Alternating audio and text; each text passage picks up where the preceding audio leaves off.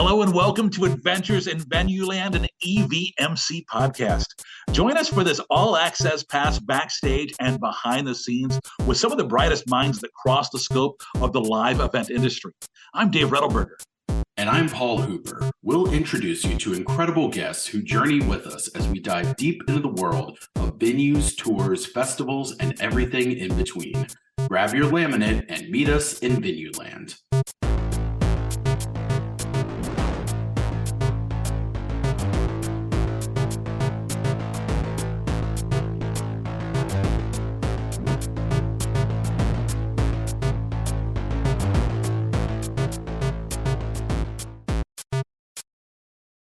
Today's adventure has us live in Sacramento, home of EVMC 2026. And we're excited to talk with our guest who's built a career kind of at the intersection of venue operations, strategy, and creating world-class fan experiences in the heart of downtown Sacramento.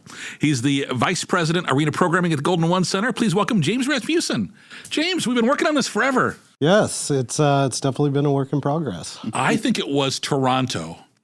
And I was president of EVMC, and I think we were trying to figure out when it was. And what year was Toronto? Was that 2019? 2019, but we were probably talking about in 2019 or 2018, thinking, okay, Sacramento. We knew we were going to go to Twin Cities in 2020. Yep. Or we thought we knew. We thought we knew what 2020 held. And then we were like, Sacramento, 2021. But I remember you at the bar together, and you were like, "We got to get people out to Sacramento." And so, tell me, what do you love about being able to show off this building and the city?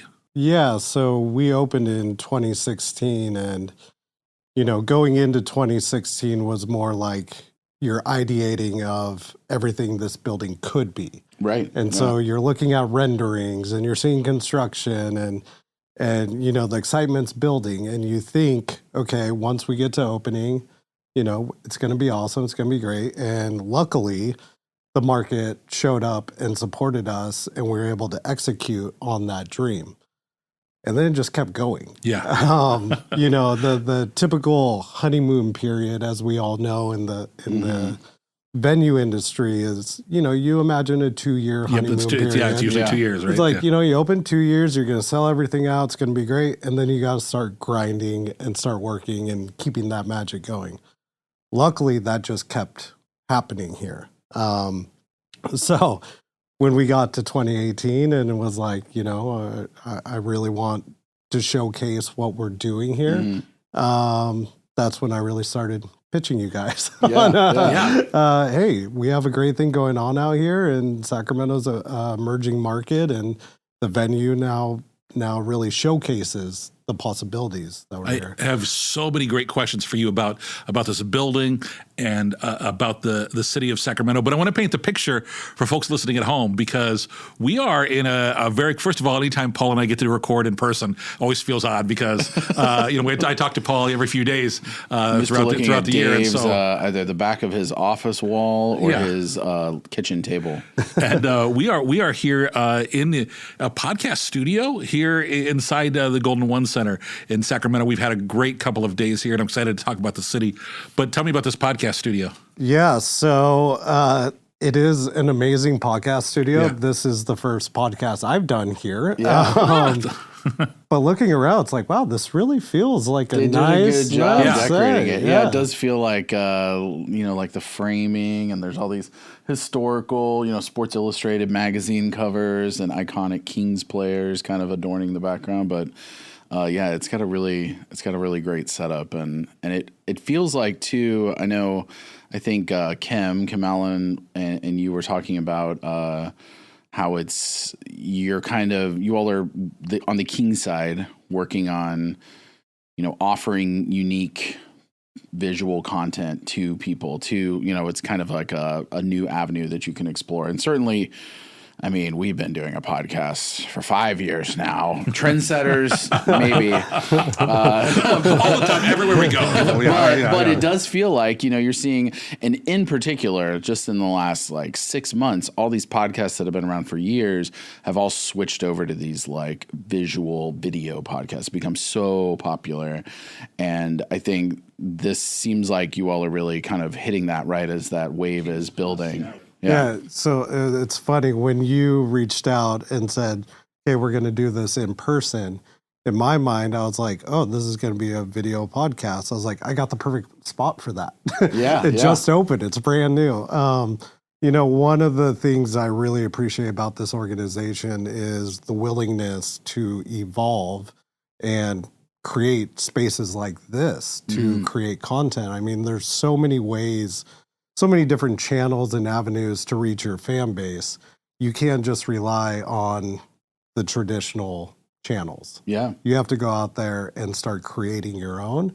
And that's something this organization has been great at, is empowering the team, the marketing team, the content team to go out there and really give them the resources to create content. Yeah. Well, and that's an important point, is sometimes there's the acceptance of that's a great idea. Sure. Roll with it. And then there's that's a great idea. How can we support it? And there's a big difference there. Absolutely. And I think on the marketing side, we've all hopefully face both, but tend to face a little more of that's a great idea. Okay, you can make it happen. Figure out how to, and that's a challenge. But, when you have that support from above where all of a sudden, it's like, okay, how can we make this happen? But how can we really do a good job? We're sitting in this space. There's comfy chairs. There's a really nice table. There's this whole set behind us, and we'll post, I'm sure, photos on our social media. But it's like there was a lot of thought put into it, and how it visually is being presented, and making sure that it doesn't seem like it was thrown together when people are seeing that content. Like, you want it to feel like it's a polished product, and I think that that says a lot about the organization. It feels that way through the whole building. There's so much intentional thought, and I'm excited to get into, really why people should be excited to come out and visit and see the arena. But before that, let's talk about Sacramento, because I think, from, how sometimes people consider the Midwest flyover states and everything's, and Ohio and Illinois are next door. They don't really understand the geography. I will be honest, I don't think I understood the geography of California and Sacramento's place in it until recently. I think a lot of people might confuse, is it just a suburb of, Oakland or where? So talk to me about Sacramento and kind of its place in California. Yeah, so Sacramento, Northern California, right on Interstate 5. We are 90 miles from San Francisco, 90 miles from Lake Tahoe, 45 minutes from Napa. Geographically, it's amazing to live here because you have so many different places you can visit just on day trips, whether it be hiking, outdoor life, any of that. But then even the downtown core then gives you that city element that you might get from larger markets. I've been to California so many times, and I've never seen this side of California. It is such a chill, comfortable vibe. Like, just from the moment you land at the airport, and I was surprised how much farmland was around. Yeah, you're flying it over. You're seeing these rice fields, right? Rice paddies that are all flooded out with water, and it's like, whoa, this is interesting. Yeah, it's just we've been here now for a few days, and I have just absolutely fallen in love with the city. Oh, thank you. Appreciate that. Yeah, I mean, when I first moved here, the city moniker, or I forget what the proper name of it is, but they called it the City of Trees. Yes. And originally, I believe we had the most trees per capita in the world. That's crazy. That's where the City of Trees thing came about. And recently, they rebranded to the Farm to Fork capital. And really, that's because, like you mentioned, the rice fields, but we're surrounded by agriculture. There's so much orchards and ranches, and like I said, Napa. Yeah. If you're into wine, it's a good thing nearby. So a tour is going on the road. Are you often on the routing after LA, or are you competing with San Francisco? Who are you? What are the markets you're competing with here? Kind of on the way up north to Portland, Seattle. Yeah. So going back to our opening, I was going around doing the dog and pony show to all the agents and promoters. Hitting LA, Nashville, New York, just getting our story out there. Like, hey, I know what you think about Sacramento, but here's the vision. Here's Golden One Center. Yeah.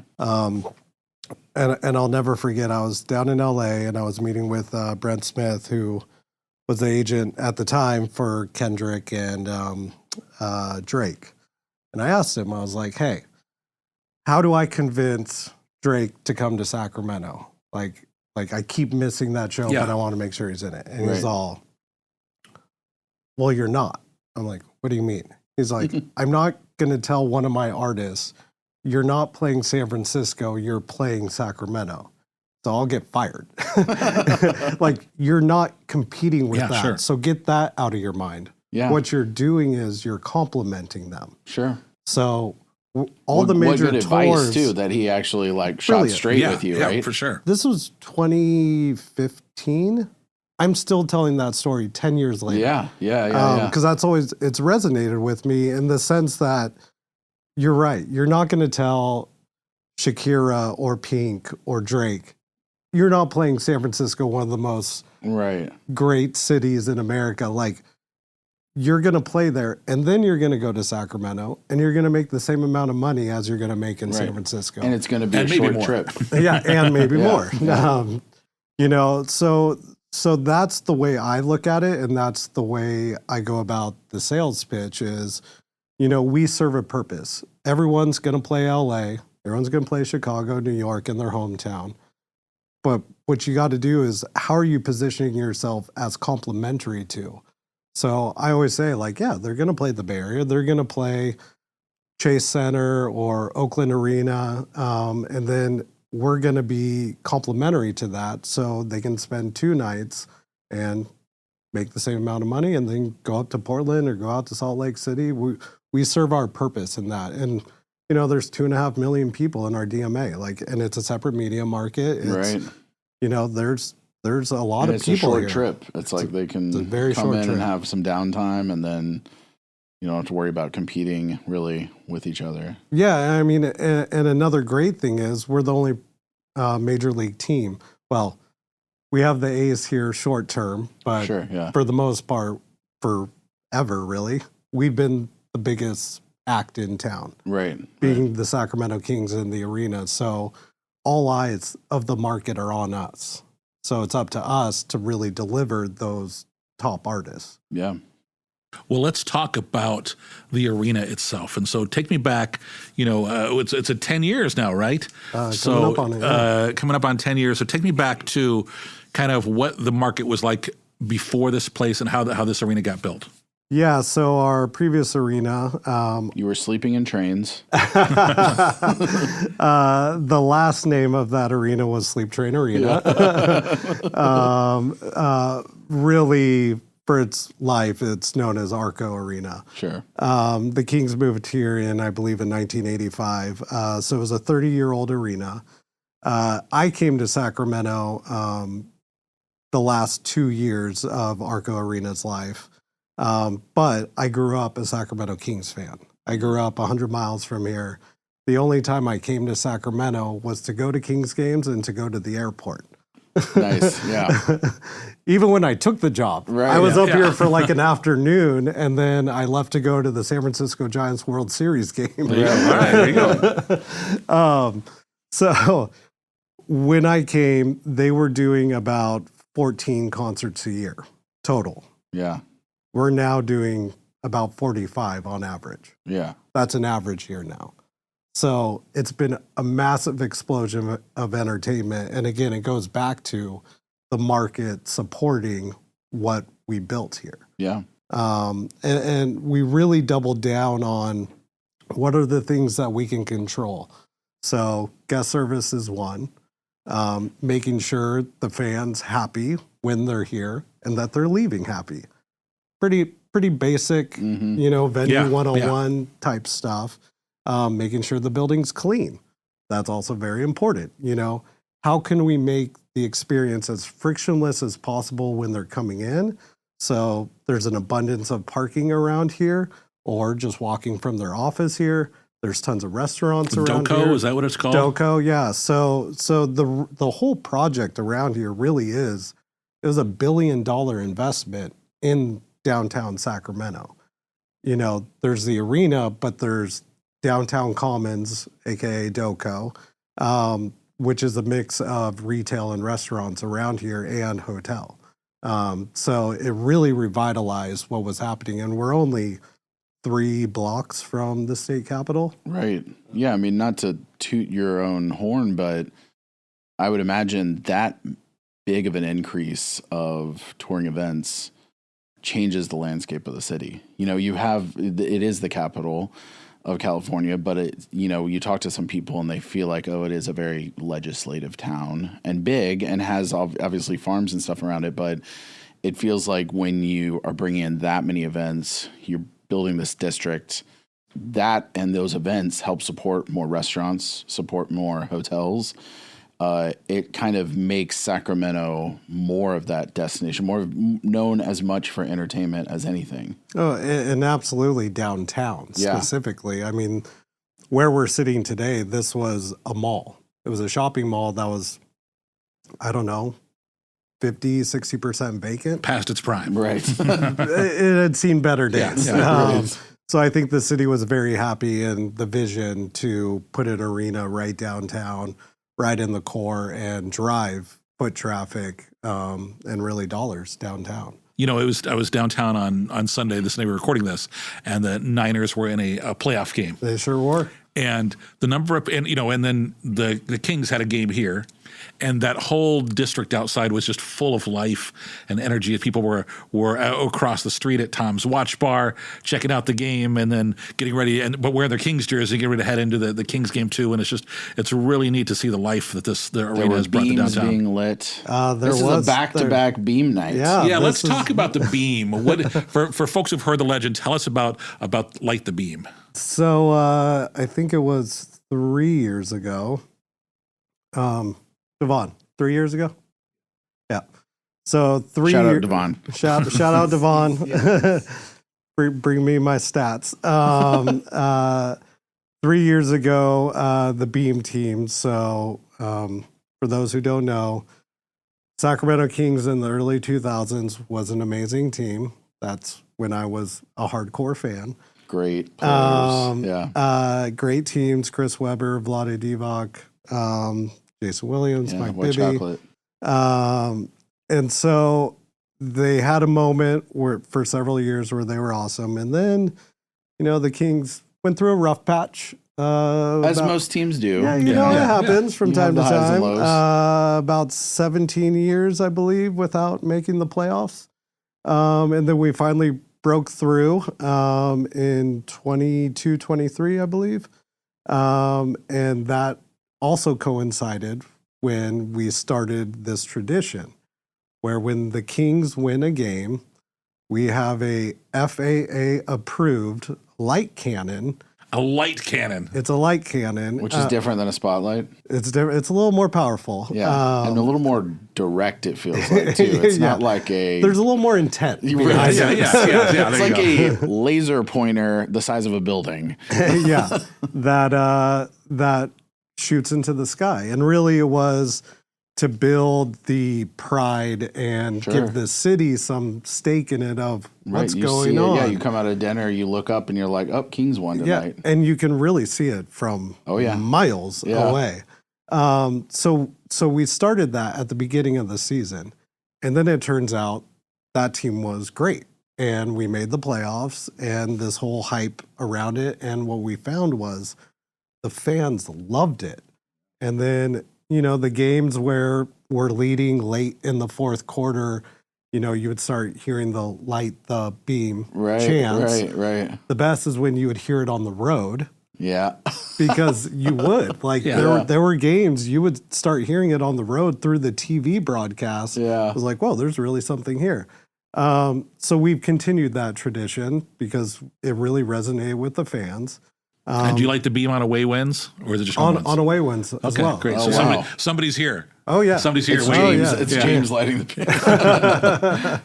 beam. So it's home and away wins, and it is only Kings wins.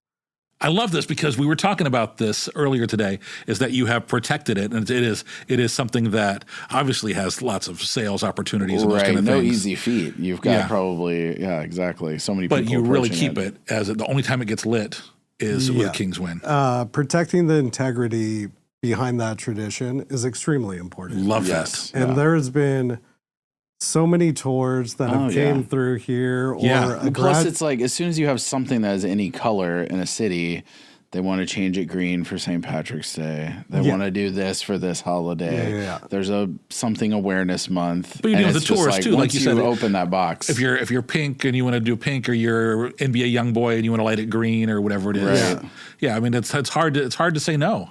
but there's also times, I mean, you have to keep in mind when the team's on the road, my job is to make sure the building's still open with a concert or an event. Yeah, right. And a lot of that dictates each other. Sure, Like if I have an event way ahead of time, I'm putting the team on the road. But, you know, there's times where the Kings will win on the road and we have a concert and the beam will get lit. Yeah. Yeah. So sometimes there is wins. Right. there. You can't have it be a certain color and you're Yeah, like, it's still purple and it's Right. still amazing, but it really adds to the mystique of the beam. You I know? love that.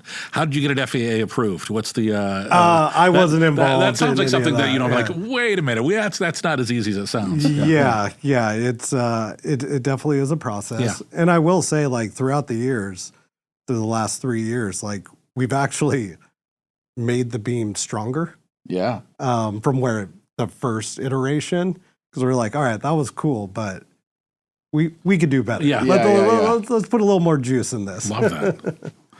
It's definitely, you know, something that's really cool when you get to see it. And like Paul said, we've been lucky enough to have it light up a couple times while we're here this past week. I mean, there's also times if you time it right when you fly into Sacramento. I was going to say, you probably see it shooting. There's been times where I've been like following the game on a flight and then coming in and I'm like, was it like one of those Garfields against the window, like looking out, like, where is it? I know it's there. You got to get it to where you can see it from the space station. Yeah. It's like the Great Wall of China or something. Yeah. Space knows when the Kings win. Yeah. You know, one of the other, you know, a lot of unique things that we had a chance to see today in person. But I love this. You've kind of got an open air concept that you can offer for the arena on the right days. Yeah. Talk about that. Yeah, so our grand entrance, I mean, like we said, we're entering our 10th year. So this goes back to designs 12, 13 years ago. And the vision that our owner had and the architects is, you know, making sure this building's really green and future-proof. It does feel like, not to cut you off, but there's so many venues, or certainly so many more venues now that are really leaning into sustainability and green initiatives and designing around that with intent from the beginning. But it does feel like Golden One was like one of the first to do that. And certainly one of the first to like really push it as almost as a marketing PR opportunity. Some other people were just adding little things here or there. And it's like, I remember when you all opened, it was like that was a part of the story from the beginning. And it was kind of ahead of its time in many ways of many of these other venues that maybe came 4, 5, 6 years later now. And now we're seeing it kind of like the rest of those people, it becoming a big thing. Yeah, I mean, absolutely. And that's why it's like crazy to think, you know, 12, 13 years ago, they were thinking about this. Yeah. So being ahead of the trend, like that green initiative, you know, as like a guiding pillar, that was unique at the time. That was, yeah. You know, and now that's part of the build. If you're designing a new facility, that's going to be integrated into it. But going back to the open air, so at our grand entrance, we have 5 windows, and when I say windows, they're walls. Giant, massive, glass, metal, It's not your basic kitchen steel window. beams. Yeah. So we stole the design from SpaceX. It's what they use on their rocket hangars. Oh, interesting. So it's these giant windows that open up, and it allows us to cool the building utilizing the Delta breeze. So during the summer in Sacramento, you know, we have some heat waves that come through here, but it's a dry heat. Yeah. It will dry you out. But late in early evening, a Delta breeze comes through, and this allows us to cool the building without running the HVAC on full power, which reduces our usage. Yeah, there you go. And then you've actually, well, I should say this, we got the opportunity to tour the building and get the opportunity to look at the roof, get up on the roof of the building. Paul went. I did not. Okay, you admitted it. I'm glad you admitted it. I did not, because one of us had to survive and carry the podcast on. If just in everything went case. wrong, Dave had to carry on the flag. But you've got a lot of solar panels up there that actually play an important role in providing some energy for the building. Yeah, absolutely. We are 100% solar powered. About 15% of our daily usage comes from the roof. We also partnered with the local energy provider to create a solar farm about 30 miles outside of town. Everything we pull from the grid, we then are constantly producing it and offsetting what we're pulling from the grid. During the summer, we have solar days, summer days, where we're limiting our power usage in the arena. It's a dark day. So, we're telling people go work remote. We're unplugging all the computer monitors and turning off all the lights as often as we can to the lowest usage. And we are solely living off of what's produced on the roof. Which is incredible. So it really is That's great. a 0 day. And for those of us that did go up on the roof, it's covered in solar panels, which is really cool. But we were able to kind of walk between them, and that's always super fun when you see these kind of arena roofs that are utilizing the roof for more than just a roof or logo. And certainly that's incredible that it's like you can sustain the whole building. And, as we're walking around, we're noticing like occupancy sensors and all these different rooms and restrooms and, reducing energy load. Yeah, absolutely. I mean, it's amazing how many artists have never been on an arena roof. Right. And I kind of throw it out to them as a joke. Tell us about this. You were telling us up on the roof, and Dave didn't hear. I didn't hear the story. Yeah. Oh yeah, you weren't there. Don't give away. Just to remind everyone, I'm fine to climb it was a little ladder that leads up to like this little hatch that opens to the roof, and I'm fine with climbing up a ladder. Climbing down is what I just don't. I would have caught you, because I got in the roof and the Target Center in Minneapolis. I have climbed on an arena roof. Okay. I've done it back at Nationwide Arena in Columbus. I just don't like coming down the ladder. Something fair. About that. I don't know. That first step. That's fair. I took video for you. Yeah. I've had the luck and to have a couple artists up there. John Mulaney, Nate Bargatze, John Party. Those are the three that come to mind. And I know there's a few more I've just forgotten about. Who else have been up there? That's very cool. Yeah, it's neat. And but it's like weird, and not weird. You think these guys, they tour the world. They can do anything they want. They got money, whatever. Yeah, right. It's little things like that. Yeah, where they're like, "Oh my god, this is amazing!" Like, and it stands out a little bit in their mind. It's like that 100%. thing dancing when you've got 40 dates on your tour. You're like, oh, we went up on the roof of that one, and especially since your roof is so unique, it's like, oh, it's covered in solar panels. And I mean, and like one thing with John Party, he's from the area. Right. He's from Dixon, which is about 25 miles away. So this was his hometown first arena show. Yeah. So we went up there with his crew and we all took a shot. Yeah, there you go. Yeah. Before the show. I take promoters up there and, sunset. It's beautiful.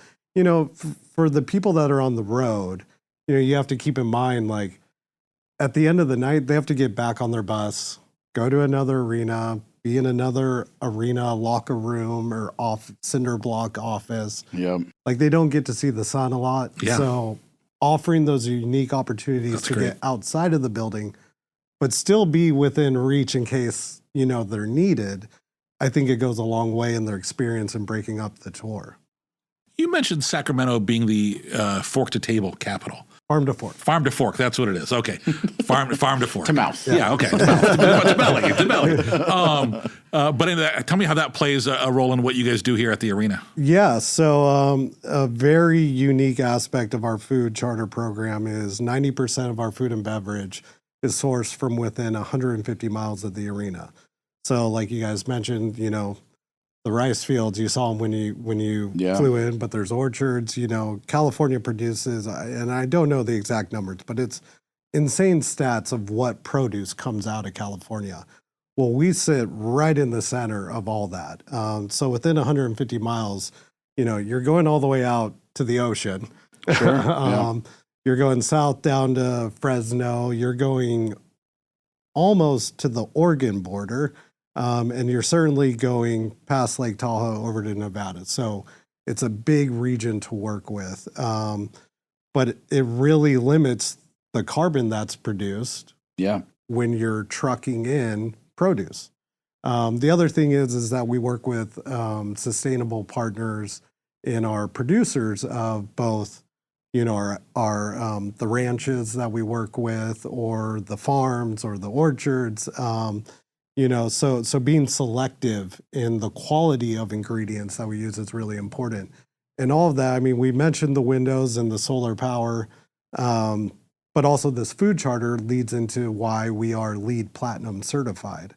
And I believe we're the only arena in North America to open with a LEED Platinum certification, which is the highest that you can achieve. And you mentioned that 90%, which is a crazy number and impressive.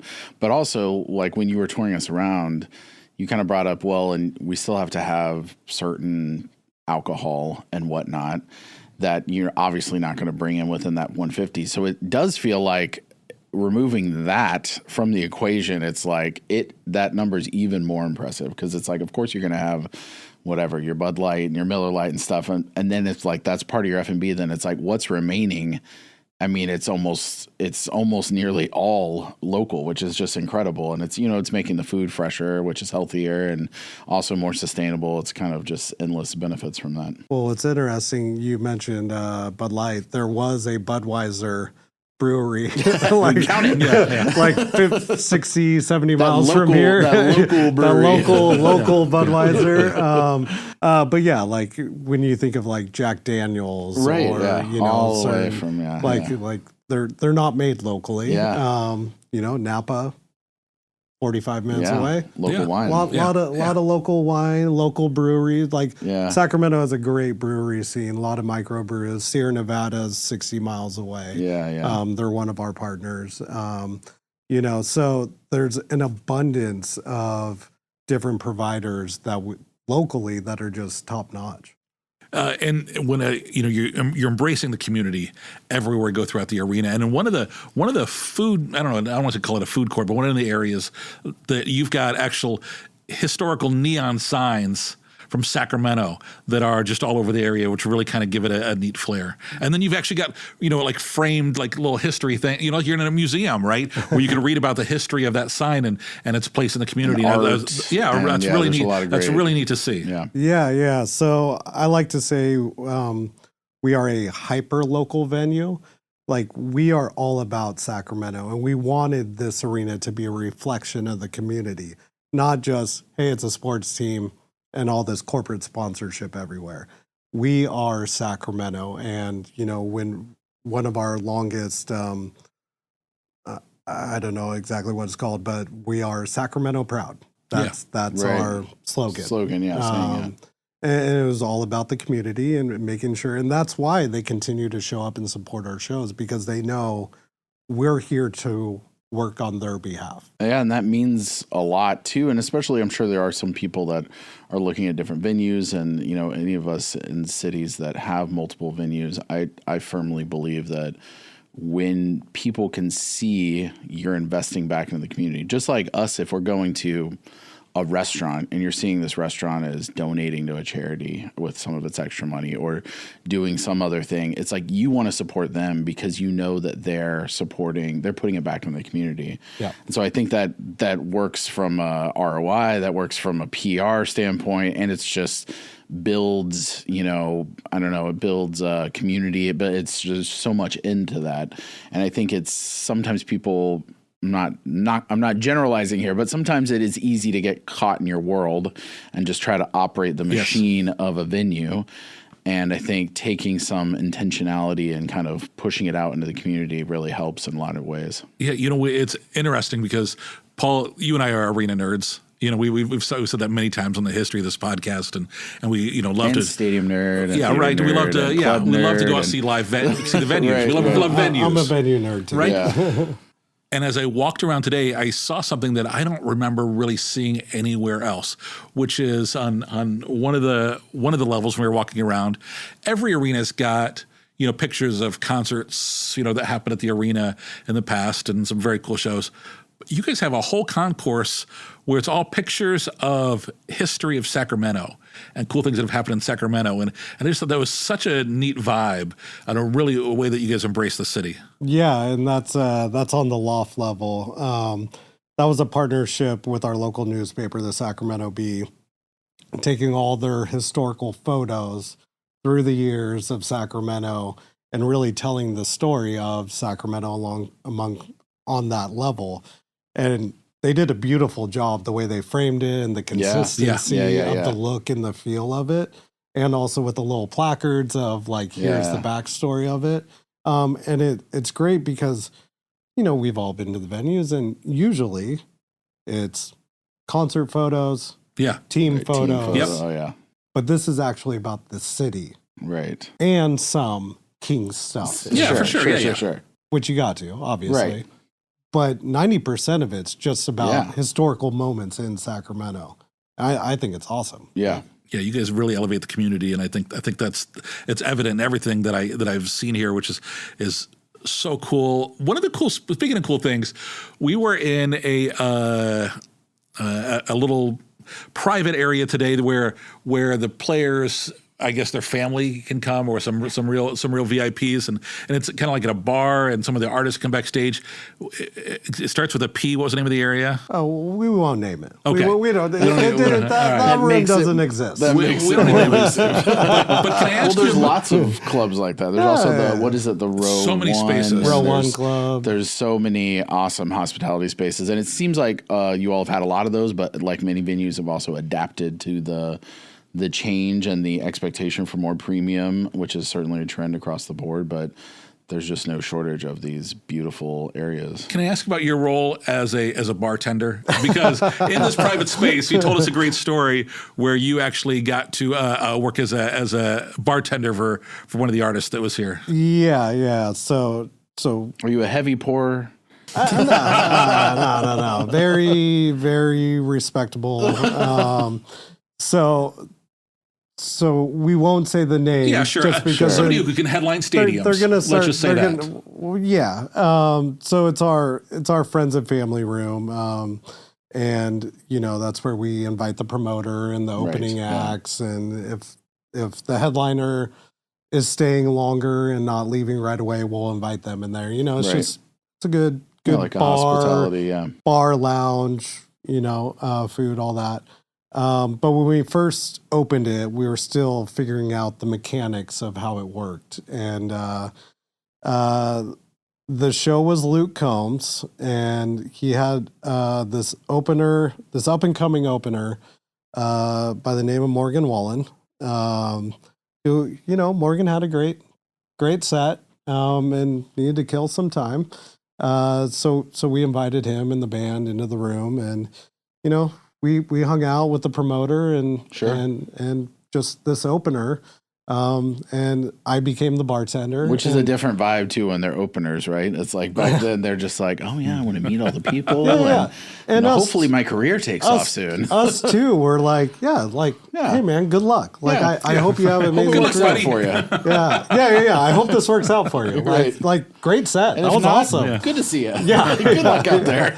Might see you again. I don't know. Right. But yeah, no crazy stories. He was totally respectful and everything was fine. But yeah, it's just funny how You had to step in. those opportunities come and you have no idea who you're talking to. But it does also lend into I've always said this to younger people that I work with who are maybe starting out their career, and it always comes back to be nice to everyone. You shouldn't think you have to tell people that, but it's like, hey, be nice to everyone. Even when you're upset with them, just be nice.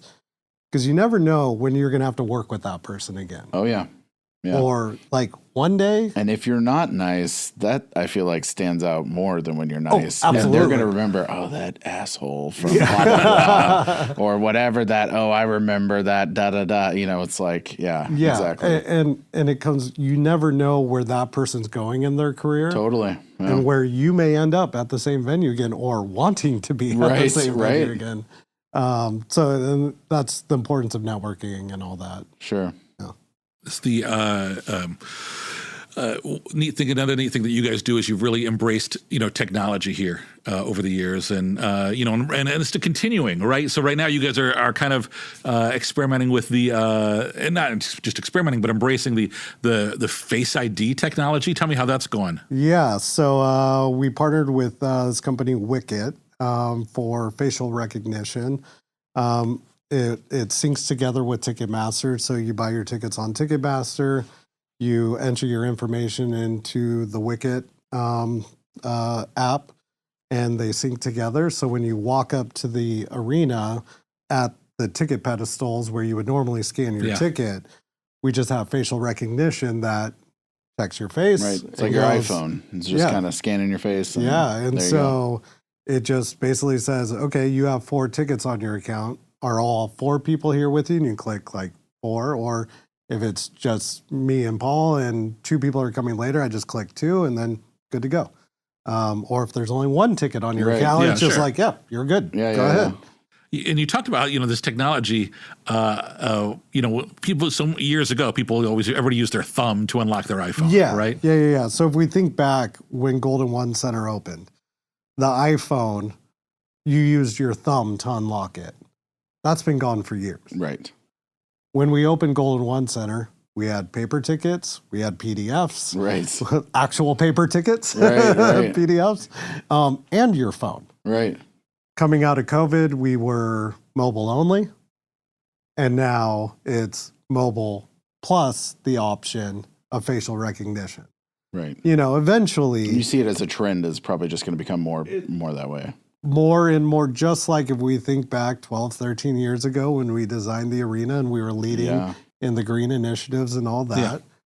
Same with the technology. The beauty of this arena was really built to be future-proof. And we didn't want to build it. I say we, like I was really involved in it. I've just been here long enough. Making some notes with some crayons. What if we did this, guys? Have you heard of Wi-Fi? But we did build a robust Wi-Fi system in this arena. What is the stat that I think it was Kim was telling us? Yeah, you all have it's something crazy. One of the fastest internet connections. Yeah, the way it was explained to me was like, if your home Wi-Fi is, let's say, a 4-lane highway, at Golden One Center, it's the equivalent of having like a 1,000-lane highway. Oh my gosh. And that's to enable, because we saw like just over the years before opening, more and more people Instagram, Facebook, Twitter, taking pictures, taking video, uploading content in real time. We saw the importance in that. Yeah. So we said, let's build a backbone that can handle that when we have 17,000 people in here. So the system that they built, and with all the antennas they have here, can handle something like 10,000 Instagram simultaneous uploads per second or something like that. It's some insane number where you're like, that's never going to happen. Right. But that's to account for the future. The future, because we're getting there. At a Sabrina Carpenter show, take a look around. Yeah. So then when we get to where we are today, 10 years, we're not now going, oh shit. Right. We need to spend a bigger server room. $5 million on a new Wi-Fi system. Right. Oh, we already built that. Yeah. We're ready. We're just making small tweaks to the newest antennas and all that through our partners. Yeah. So speaking of the future, let's take James back to 2003, freshman year, right at Pepperdine. Yes. And what did you think your future was going to hold? Man, you really did your research. Wow, 2003 at Pepperdine. He probably knows where you worked in high school too. He's just skipping over that.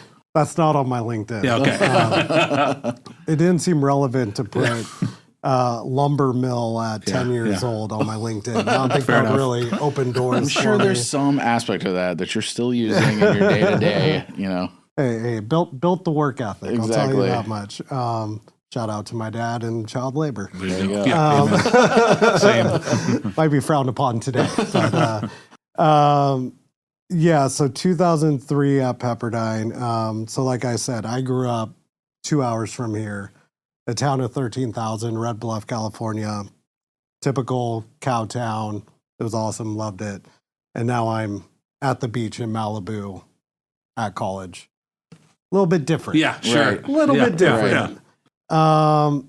I didn't think I would be here. I actually entered Pepperdine as a journalism major. Okay. I really wanted to be on ESPN. Yeah. Or not on ESPN, or be a print journalist. Like that's, Sure. but in sports. Yeah. That's what I wanted to do. Is that inspired by that love of old Kings teams and sports kind of from a young age? You were just like, I love this and want to be involved and cover it and talk about it? Yeah, I grew up playing sports from a little kid all the way through high school. And I also did the school newspaper. I ran the sports department.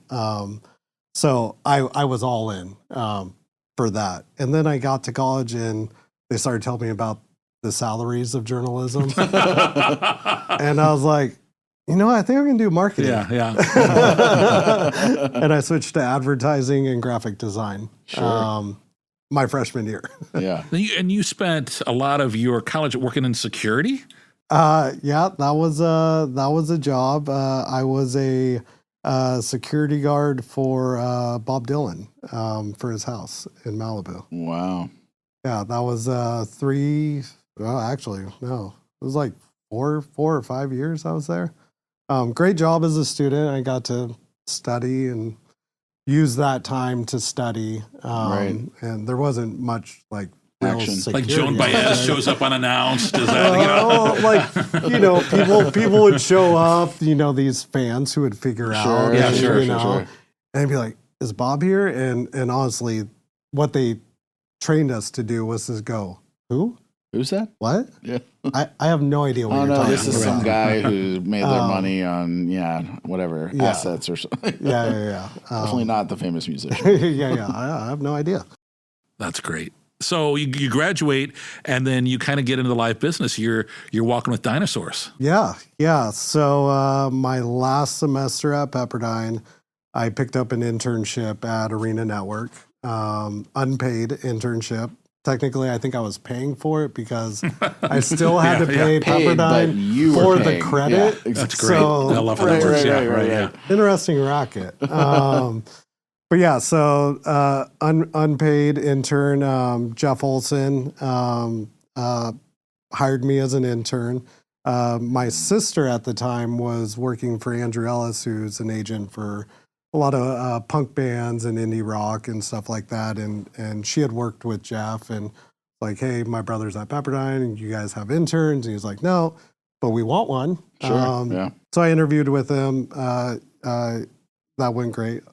He hired me. So when I finished, I was like, hey, I'm done with school. I really need a job. Yeah. And Right. it just so happened that they had just picked up Walking with Dinosaurs and were looking to hire someone to support that. So the timing couldn't have been better. So since then, that was January 2000. This was a big, for those who don't know, by the way, this was a big like arena tour with life-size dinosaurs, kind of like the Jurassic World product that went out years ago, but prior to that, not related to the IP. Yeah. So Walking with But Dinosaurs. it was a huge production. It was a massive show. Jake Berry, production legend. He really played a part in bringing that all together. But it was a show on BBC and Discovery. It was a documentary, and they turned it into a live show. But it did massive business across the world. Yeah, I bought tickets for my kid. Yeah. And, it was the family model where you load in on Wednesday and the show starts Thursday, Friday, Saturday, Sunday, multiple shows. I think its first year, once it came to America, because it started in Australia and then came to America, I think it was like a top 10 grossing tour in the world. Like U2, Metallica, Walking with The Dinosaurs. people love their dinosaurs. I'm one of them. You know, give the people what they want. Yeah, and so that was my first job, was doing all the contracts, doing financial settlement, setting up wire payments, all that. But really learning about contracts and settlement was very beneficial for me, because that's a lot of what I do today. Sure. But at the same time, that's when social media was really taking off. And we talk about my time at Pepperdine. Yeah. That's when Facebook started. Oh, Yeah, sure. College only. Yeah, I remember. So- I was in it. Yeah, at my college, you couldn't even communicate at one point. College to other colleges, you could only network with Pepperdine people. Yeah. So at the time, MySpace was big. I actually created the YouTube channel for Walking with Dinosaurs, the live experience. Wow. Somehow I still have it. Yeah. I don't even know how to operate it, but it's still tied to You're my gonna bring it Gmail. back. Yeah. You're gonna bring it back. It's tied one to day. my Gmail. Every time I sign in, it says Dinosaur That's Live. great. But I also created the MySpace page for Walking with Dinosaurs. There you go. I took it a step further and created MySpace profiles for each dinosaur. Oh, wow. Nice. Had them friend each other so they were in each other's top. Top friends. Yeah. Top friends were all the other dinosaurs. Oh my gosh. But then this I is great. found this website is basically this.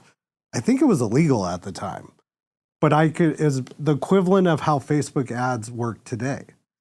So I could go in and search. Let's say we were coming to Columbus.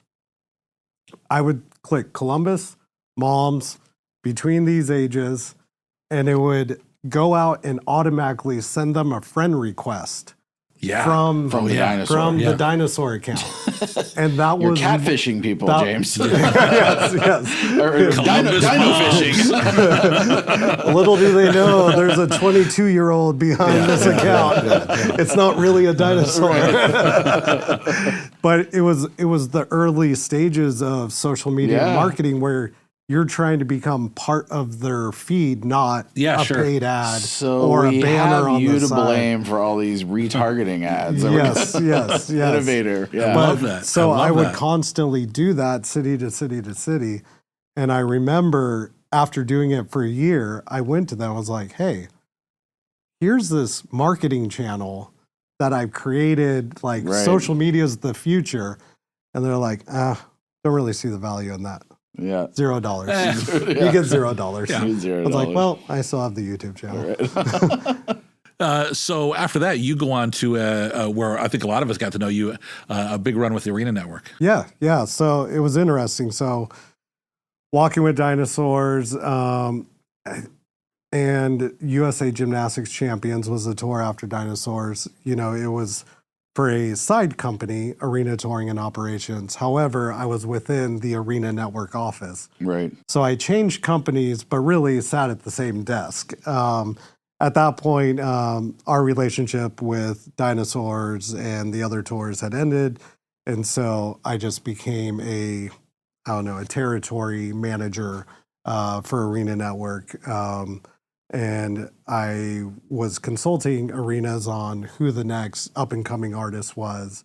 It was a great job in my 20s to have to go around LA to the different theater shows Yeah. and try to recognize trends of, okay, I think this artist is ready to one's make their emerging. jump Yeah. arenas. And this was at the infancy of Live Nation and really doing a lot of robust tour deals.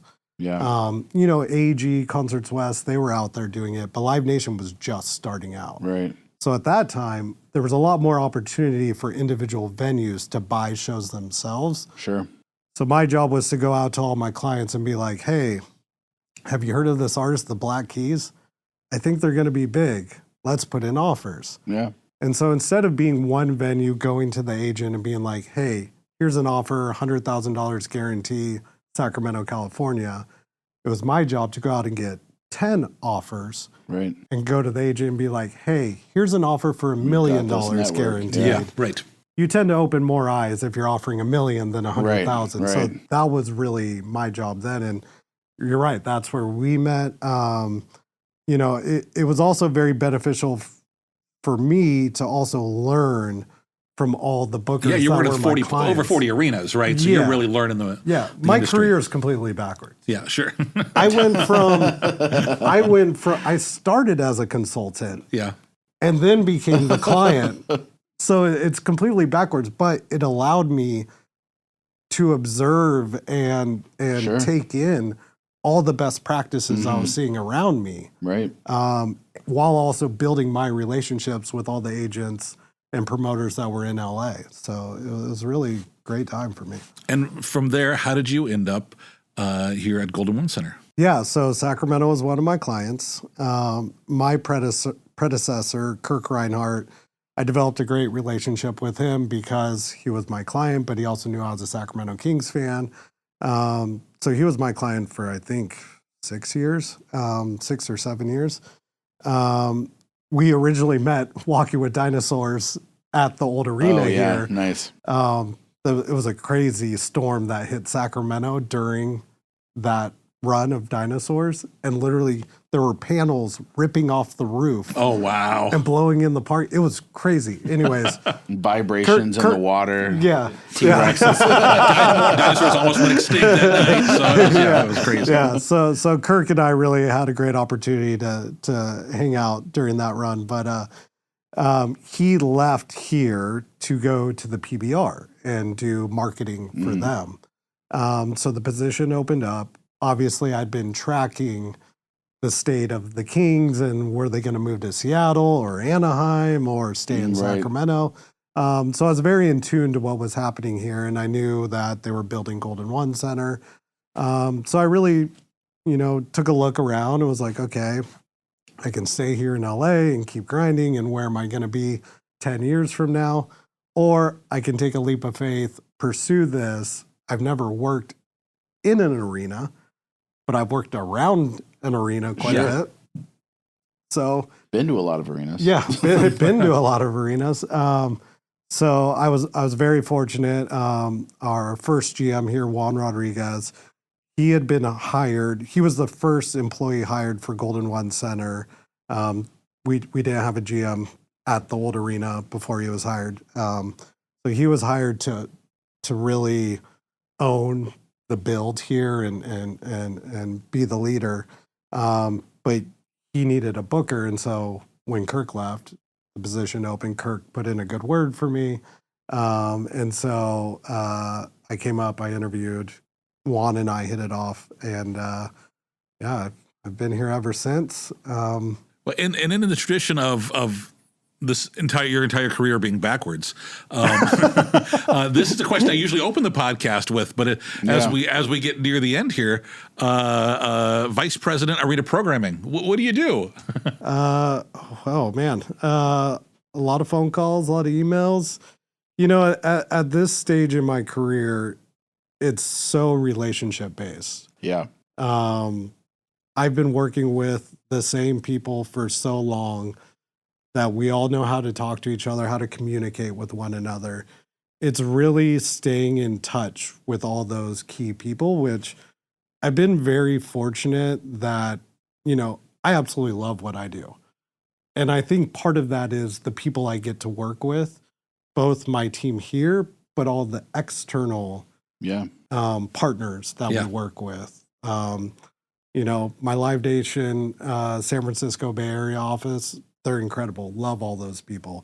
Touring office in LA, the team at AEG, Global Touring, Danny Bell in my local office. They're all awesome people. Right. Where I'm like, I'd hang out with them anytime. Right. It's not like, oh man, I got to go to this work thing.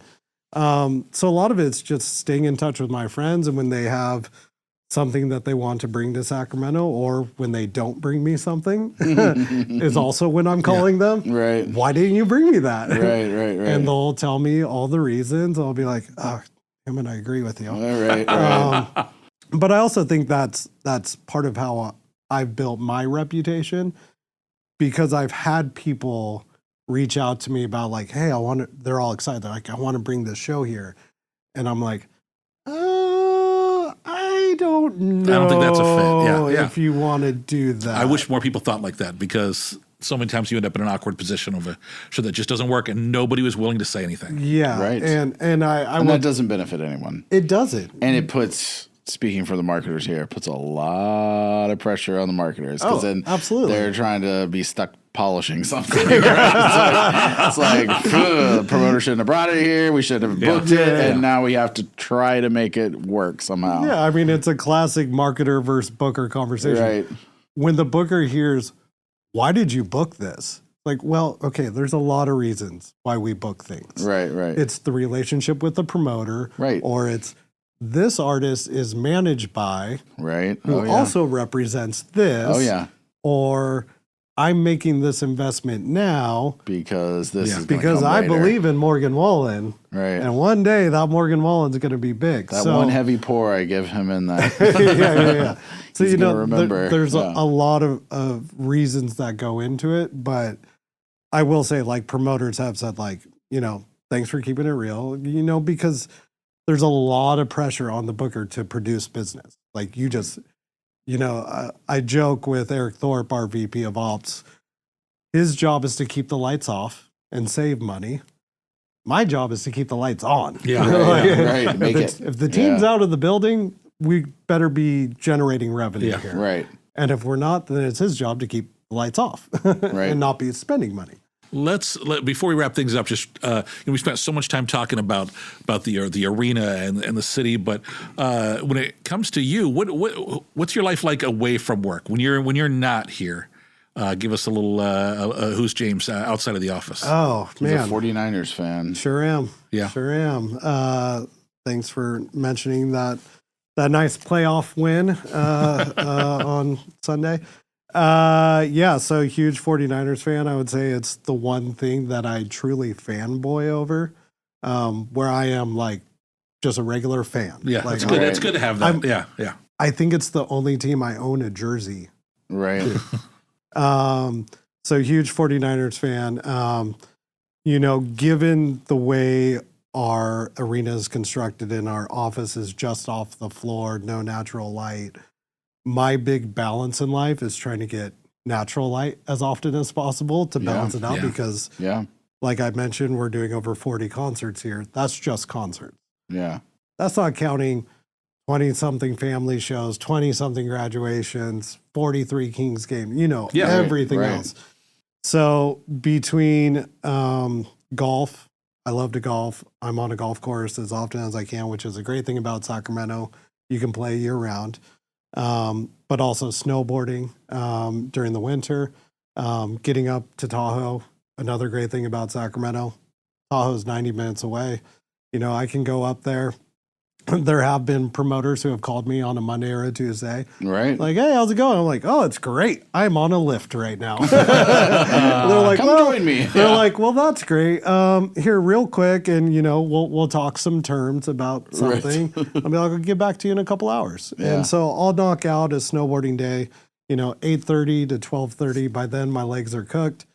Pop back down to Sacramento. I'm here in the office in the afternoon. Like, it really is a great, balance that I try to find. I mean, and same thing with golf. Golf's 3.5, 4 hours of natural light. Of natural light. I love Getting that. out, I love stretching the legs. It's a literal walk in the park. Yeah. With a stick and a rock. Yeah. All right. Before we let you go, I want to hit you with our Fast Five. It's just 5 quick questions looking for your short, instant response. First up, what was your very first concert?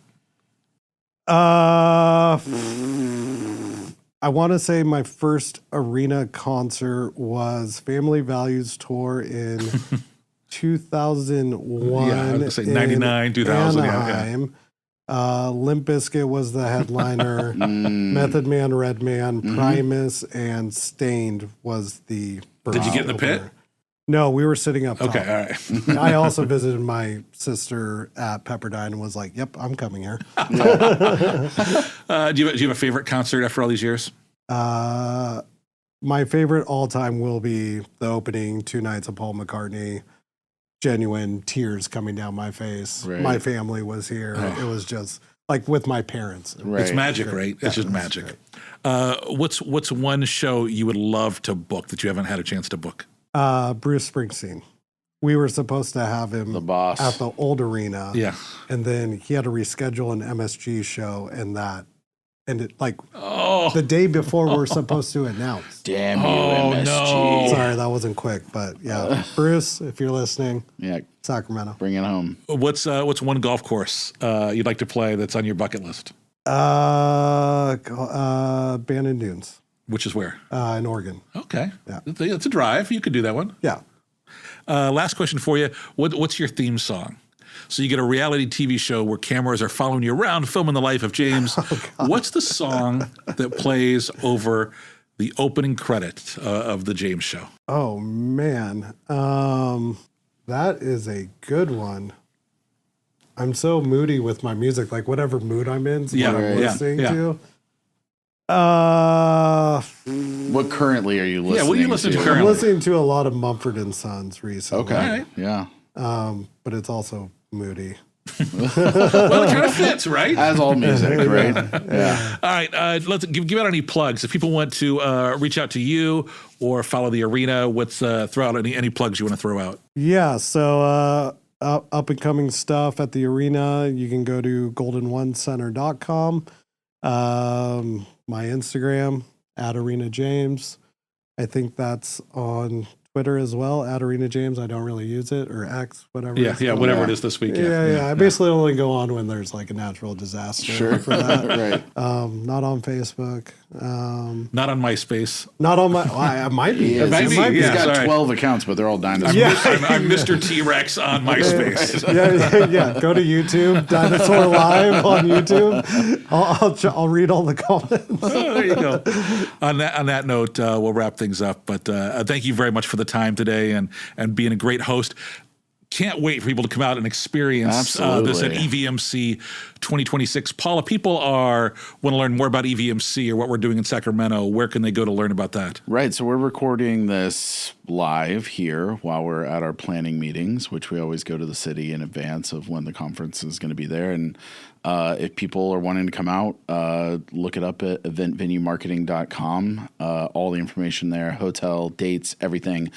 A note, though, is that we have sold out the previous years, and we are tracking to hit that this year. So don't be one of the people that is like, all right, I'm going to kick the can down the road and ask my boss in May or June, because you're probably going to be SOL. So, look into it now. And kind of along those lines, we're also warning people, you've got World Cup coming up and all these other things. So, go on and get that ironed out. Just knock it out. Flights are going Lock to it be in. a little pricier. So, knock it out, reserve your hotel room, come and join us. It's a great city and incredible venue, obviously, as we've been talking And we about. got to shout out EVMC President Kim Allen. Absolutely. Yes, Right, Kim Allen, who's in behind the the room with scenes. us.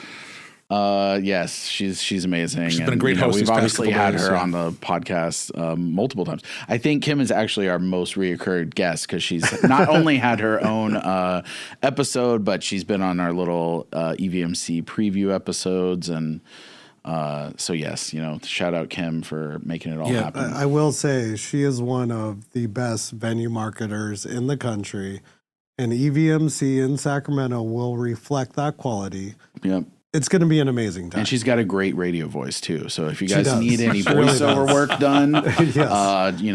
message her on social media. Yeah, and do check out her episode because it's great stuff. And on that note, we'll wrap things up. Appreciate your time and thank you for joining us. Thank you. It's been a pleasure. And Yeah. a big thanks to everybody for listening to this episode of Adventures in Venueland. Remember, you can subscribe and find more episodes wherever you listen to your favorite podcasts. We do love your 5-star reviews because it helps other folks find us. Until the next adventure, I'm Dave Rettelberger. And I'm Paul Hooper. Thanks for joining us, everyone. Let's go light the beam. Light the beam. Light the beam. Light the beam.